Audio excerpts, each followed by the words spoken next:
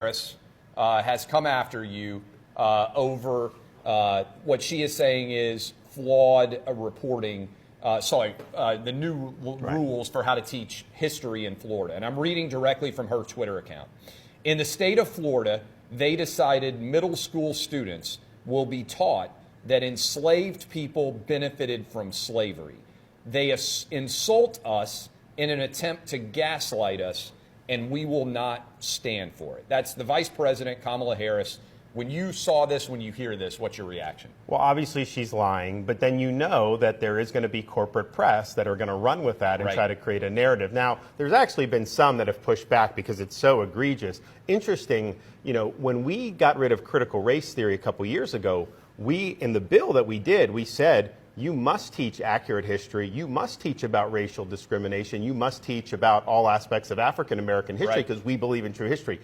The left and the media at the time was saying Florida doesn't want to have any African American history. So the standards that were developed, these are Black history scholars, many of whom were African American themselves. They worked on this. There's it's very, very thorough, and it is every little aspect of not just slavery, but the Black experience in America from colonial times to the beginning. No one can read those and think somehow that they are shilling for that. I mean, it's ridiculous. So everybody knows that. But she said that they said there was not going to be any Black history. Now they're saying that somehow this is not accurate. And the reality is, they're lying again. They're creating a narrative. But you actually had some of these guys go on TV.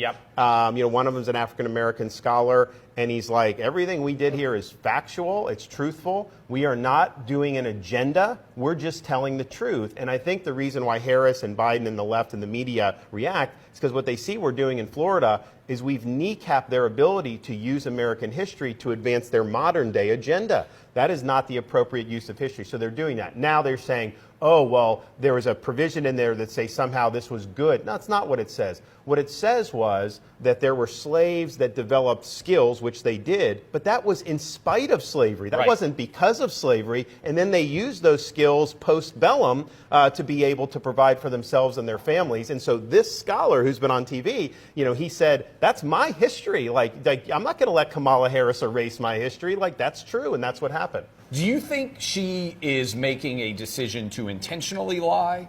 Or do you think she's lazy and hasn't done her research here? Or do you think this is just... Both. I'm curious. She obviously is not doing any research. She hasn't read the standards. She was given this probably by an aide.